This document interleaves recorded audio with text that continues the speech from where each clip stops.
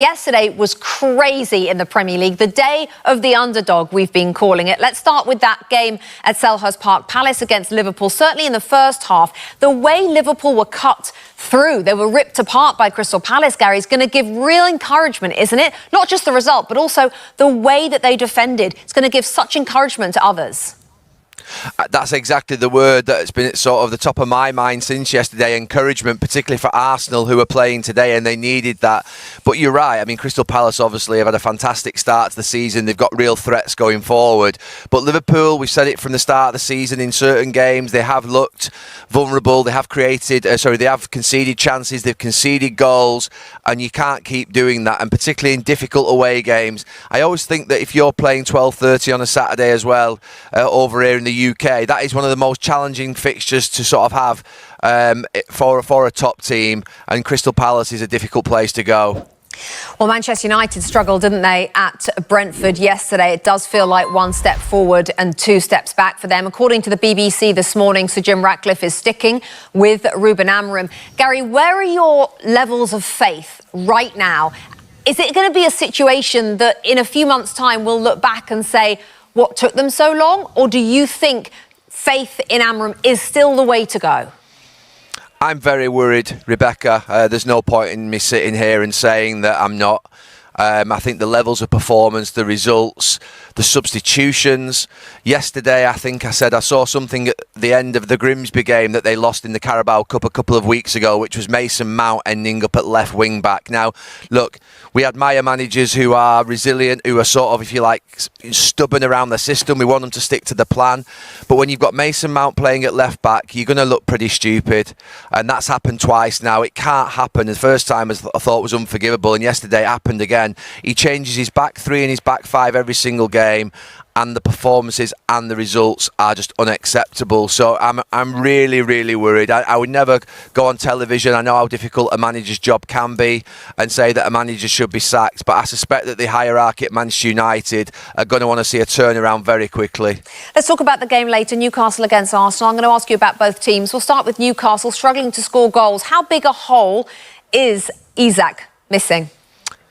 He is, but when you look at the fact that today they could play with Murphy, Elanga, Gordon, Voltemada, you think of that sort of strike force. You know, they've got goals in them, and the three in midfield, I think, is probably the best midfield in the country. I love their midfield, so they should be doing better in that respect. I can see why they've sort of struggled in the first few weeks of the season, but I think it will come good for Newcastle. Today will be an incredible atmosphere, and look, could be this sort of time of the year for Newcastle to make a statement. We know Arsenal find it difficult up here getting results. Well, that's what I want to ask you about. They do come unstuck sometimes at St James's Park, but the gift that their former striker Eddie Nketiah gave them yesterday at Selhurst Park in order to close the gap today, Arsenal simply have to win, don't they? Yeah, look, a lot of us have predicted Arsenal to win the league because we think they can go that step further.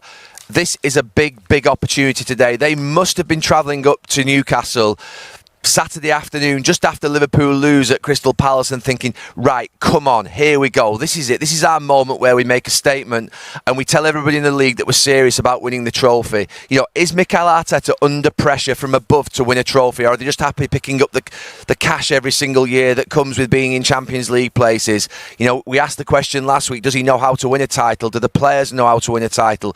But today will tell us a lot about where they're at, because I think it's a game I feel really strongly about that they have to go and win. It's going to be fascinating as ever. Thank you so much, Gary. We'll speak to you next week. Enjoy your day. Rebecca. Gary Neville joining us live there from St James's Park. Tim, interesting, Gary, saying, you know, can they win this league? Do they know how to win this league? Well, to win the league, you do still have to go away and win the game. And I know they're the away team today, not like last weekend when we were talking at FanFest about they're at home to Manchester, they got to go for it, and they didn't really. OK, the onus maybe isn't on them like it was last weekend, but they still got to go for it and try and win the game. They do. They still have to go for it, win the game. It's going to be tough because Newcastle they're not playing very well, but that's a tough place to go.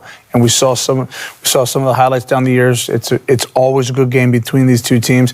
There's pressure. There's pressure on them to capitalize. It's one thing to keep pace, right? And so there was a gap. So you have to try and keep pace. Now that Liverpool lost, they've got to go again. They have to use this game, the same mentality that they had at City. Never mind tactics. The same mentality, thinking we have to get something from this game. And it has to be 3 points. I mean, how big a factor is the Liverpool defeat yesterday in the minds of those Arsenal players in that dressing room today? The talk. We've all seen the behind-the-scenes access where Arteta is touched. Do you think he'll use that at all? The players will all know. They'll have been texting each other on their group chat. They know it's at stake, and they'll be reminding each other in the hotel, in the team meals, on the bus, definitely in the dressing room before they walk out. So how will they play?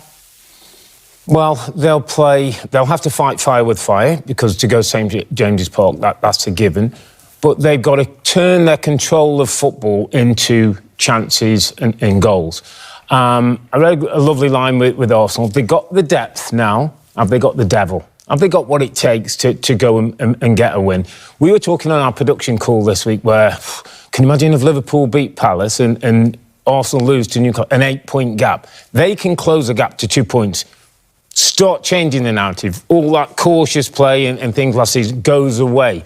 Last season, they lost as many games as Liverpool, only 4 games lost, but they drew 14. So going to Newcastle today in a draw isn't a great result. Going to Newcastle and winning is what Arsenal need to do if they want to win the title. Robbie talks about making chances. Are they making enough chances with the talent they have in that team? It doesn't strike me as Victor Gyökeres is missing a ton. He's just not getting a lot. Yeah, they're not, but that doesn't worry me. I think this team has the quality to continue to create chances. I think today's a good game. You mentioned a little bit. Newcastle can be on the front foot. They press. They try and get you in between lines, and they try and turn you over. And Arsenal's going to want the ball, and they're going to take it, and they'll play through those lines. And the best creative players are all getting fitter now. So I think the players behind Gyökeres are starting getting better, and he'll have more looks at goal. Right, we have to talk about Ruben Amorim and Manchester United. What's going to happen, Ash? I'm not sure. I don't know. What should happen? The problem is, I don't want to say they change manager, but how long can this continue? How long can a club the size of Manchester United put up with performances like the one today? It seems to be every week. We're in here talking about it all the time. And the problem is, I think, I'm a fan of managers that have a style and they stick to it. And even when, a couple of bad results and you stick to your style. And as a player, I like that because we knew we didn't change and flip-flop every week what we're doing. But at this point in time, it's like, well, that isn't working, Ruben Amorim. So you have to adapt. So just for clarity, you like managers who have a plan and stick to it, but you also like managers who go, hey, at some point, you have to say, I don't have the players to play the way I want. And he doesn't. And I don't see where Manchester United as a club go from this unless they change manager. And also, the money that's being wasted. So if you're the manager that comes in, and I think there's a responsibility. You see Rashford go to Barcelona. I'm the manager, and he performs like that at another club. I'm hurt by that. Why could I not bring out that ability in him? Why have we have to shove him over to Barcelona? I want that at my club. It seems anyone had any real creativity can actually, okay, there's problems with all these players. Sancho was allowed to leave before. Anyone with any real ability, sorry, you don't fit into my structure. But if the structure isn't well understood and isn't well carried out, then it just all falls down. And at the moment, they just don't look good enough. The calibre of the player, the system they're playing. You then look at it and say, well, if he's only got a win percentage which is 1% more than Graham Potter, who's just been sacked, how is he still in the job? But they want to go long term. They don't want to keep sacking managers. We're on our 9th manager now. That's the only reason he's still there. If he was 12 months after Sir Alex Ferguson, this had been done weeks ago. But we go again, But I don't know. It might be that he actually steps away for the job himself. And there's been rumours that that's been offered up. So let's see how this pans out in the next few days. Well, they've got Sunderland next week, and then it's the international break. Does he last until the international break, or maybe even after that, when there's a bit of thinking time at the club? Well, listen, you don't know in today's football, but the sensible thing to do would be to give him the Sunderland game and then evaluate it after that. But even if he wins, let's say he scrapes through the Sunderland game and they win 2-1 or something, for example, does that really change things for them? They're only on 7 points.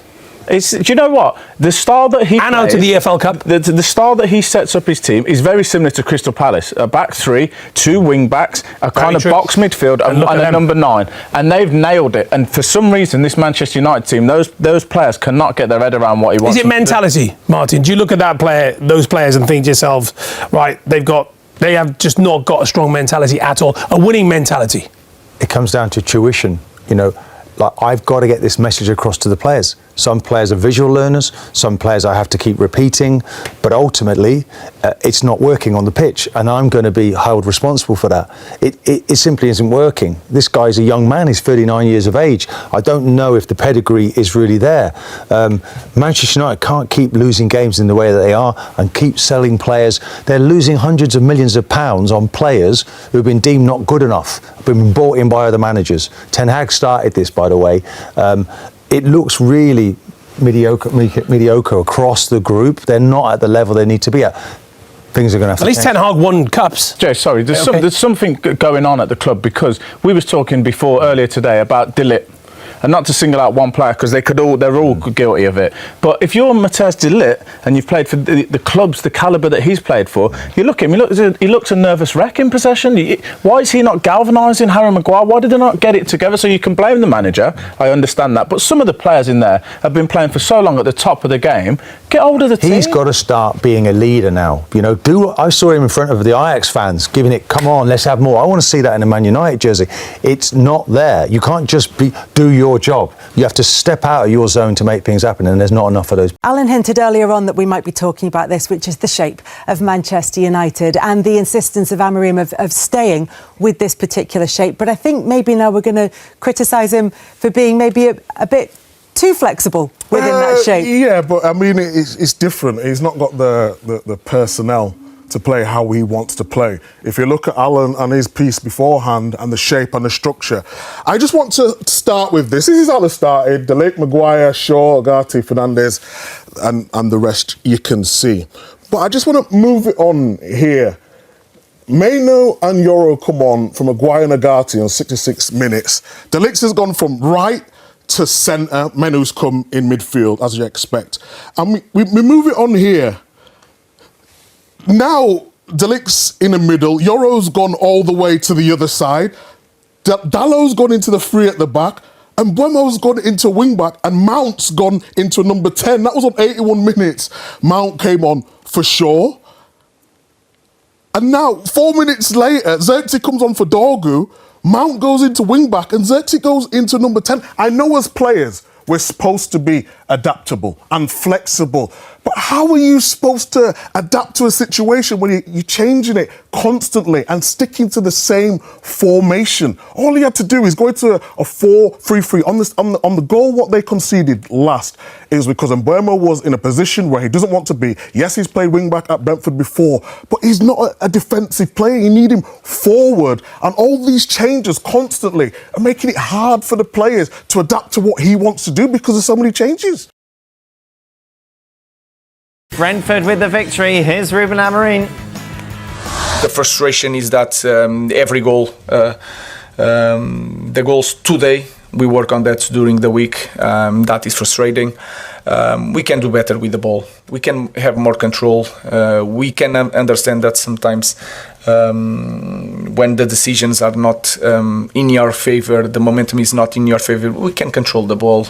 We can settle down the game, and that is something that I know this team can do. But when everything, the moments, the penalty, the foul before the first goal, all these things are against us. We need to have more personality to control the games, calm down the games, and then to play better. Blah, blah, blah. Manchester United sitting 14th in the table, then just 7 points from their opening 6 matches. Another defeat to add to Ruben Amorim's tally. I feel like I kind of say this every time. What's new? Well, you know what? I never look to the bench very often during a game, particularly when you become an experienced player. And you sort of make your own. And Don touched on this, and talking about the Chelsea game, is professional players of supposedly some repute, as some of these United players supposedly are, is you make big decisions for yourself, right? But if I was just on the off chance fancying a little look over to the bench for maybe something, some kind of instruction or something, I'm seeing the most uninspiring manager just there. Right. Just sat there with his head in his hands, buried. Whether it's a penalty, whether it's during the game. And before He talked about working and stuff in midweek. What are they working on? What, Harry Maguire stepping up when he should be running? What, defending a 60-yard long ball? What are they working on? And by the way, for those that didn't watch this game, Brentford went 2-0 up, and before the United's only goal, it could have been 4. Mm-hmm. I'll give Altay his due in the first half. He made 2 or 3 at 2-0. Brilliant saves to make sure it wasn't 4-0 on half an hour. But he's still flapping at every ball coming in, and they were taking long throws and they were doing all sorts. And what got me again, and you know this is something I've touched on, Bruno Fernandes not missing a penalty, because we can all miss penalties, but he seems to be missing a lot at the moment. He's their most creative player. And at 2-1, on 80 minutes, when they were, I'm not going to say trying to knock the wall down, because it was a bit powder puff, but they had lots of possession, and Brentford were trying to see the game out. Bruno Fernandes gave the ball to Kobe Mainoo and stood in the halfway line.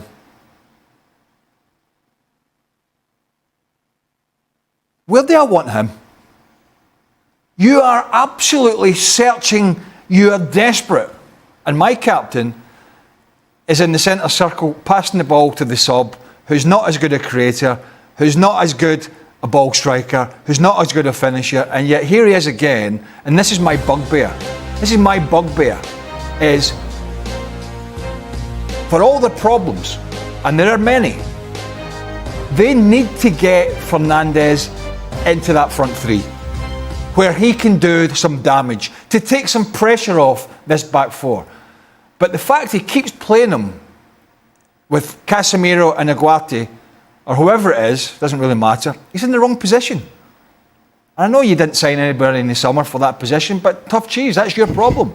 And, you know, I don't know what else to say. They're 14th. Yeah, you know what? They are a side that looks like a 14th position side. Yeah. If it wasn't Manchester United, we wouldn't even bother talking about this game. No. Because nothing really is a and surprise. Brentford, they have Keith Andrews. He's been coaching. He's a young up-and-coming manager, and he's got a big opportunity at a club where a lot of people think they may go this year because they've just sold the best players. Yeah. Not 1, but 2.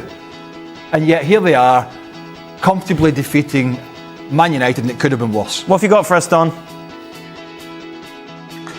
Not much, Dan. I mean, the only mad thing about before the game started, before the game started, they could have went joint second, Man United. I mean, do we play Amrin Bingo with a system? Do we play Amrin Bingo where if he keeps playing players that are out of position? You look at that performance today, there's a little bit of me that feels a little bit of sympathy for them, because it should have been Brentford down to 10. Collins 100% should have been sent off, and the match centre today sent out a tweet giving the reason why he wasn't sent off, and he said Mbeumo wasn't in control of playing the ball. Well, we are never in control of playing the ball unless you're dribbling with the ball. Often things in the 18-yard box are first-time finishes, so I thought that was a really bad decision, but it's just, we've got nothing here, Dan, because I'm glad Craig mentioned that Amorim, had his head in his hands, and at PLP, they ran a bit of half-time, and we're sitting watching the game, and all he done, and he talked about personality there, Amorim, at the end of the game, and he's talked about it. He said, look, I'm looking for personality, and we've got the personality. You're not showing anything on the bench. Like, you look quite defeated. Like, if your players are resembling what you're showing sitting on the sidelines with your head in your hands and got no control and feeling shattered, or you're feeling as though you've got nothing left or no more solutions, you lose the players double quick. And Craig's nailed it again. I mean, Amrin Bingo, Bruno Fernandes playing out of position. Why on earth they signed the 3 forward line players when they could have bought Belieber for 100 million and just played Bruno Fernandes as a number 10? Did you really need to buy Mbeumo and Cunha and Šeško? Not for me. You could have bought a world-class goalkeeper in Emi Martinez or Donnarumma and Belieber, and that would have went a long way to solve the problem. So it reminds me of Ten Hag, where you'll have another game, and another game is they'll win that one because it'll be Sunderland at home. We've got a good win today, but the likelihood at Old Trafford they'll beat Sunderland. Then it's the game after that, Liverpool away. So he's sort of living in Amorim world, where it's game by game. He's going to be sacked. He'll win one. He's under pressure. He'll win another one, and they'll finish, I don't know, mid-table. And we'll never know about last week, will we? Because for the second week in a row, Chelsea have had somebody sent off and folded, which is what they did at Old Trafford after 5 minutes. I mean, it was 85 minutes plus injury time with 10 men and a manager who had a panic up. So they got lucky. They didn't get lucky this week with the call on the penalty and the sending off. It should have been a sending off, and what was it Don called it? The match centre. Yes. They want to light a match to it with nonsense like that. You know what I mean? He's not. Of course, you're not in control of the ball when somebody's pulling you. But once again, against 11 men, they've been found out. And I tell you what, and he wasn't the only one, but he's been a big signing for them, or he's supposed to be. It's a good job Benjamin Sesko got a goal today, because I can't remember I'm doing anything else. Nothing else in the game. Nothing. Normally with a striker or something, even somebody with not a lot of service, you'll go, tell you what, took that in well, and that was a lovely flick around the corner. All that sort of nothing. You got the finish, but that was it. Don't worry, we'll have Oggy on this week. He'll cheer everyone up. Oh, it'll be great. Did you want to add something, Shane? No, well, I wanted to add, this is the first time I've seen Amarim's post-game press conference. And I'm like, Craig, what was he talking about? We worked on this all week. A long ball from the back, and for some reason you play a high line, no pressure on the ball, you play a high line. You look at the second goal, that ball again lumped forward, and there is nothing about Manchester United defensively that says anybody knows where the other person is. There are 4 players just running in random directions, it feels like. I'm desperate to now know exactly what it is they're working on, because there is absolutely no evidence of that at all. And Craig touched on the substitutions. 66 minutes, you're behind, or you're dominating the game. You're behind. You take off Maguire and Ugarte to bring on Euro and Menu. Like for like. No real effort to change the game in any kind of way. I get it. You don't have a whole lot of options. Don't ask me how that is, given the money that Manchester United spent. But you go like for like at a moment that you're dominating and you're in desperate need of goals. Nothing about it makes sense from Amarim. Arsenal star Noni Madueke breaks silence after injury setback, confirmed by Mikel Arteta. Arsenal winger Noni Madueke has spoken out for the first time following the knee injury that has ruled him out for several weeks, as confirmed by manager Mikel Arteta.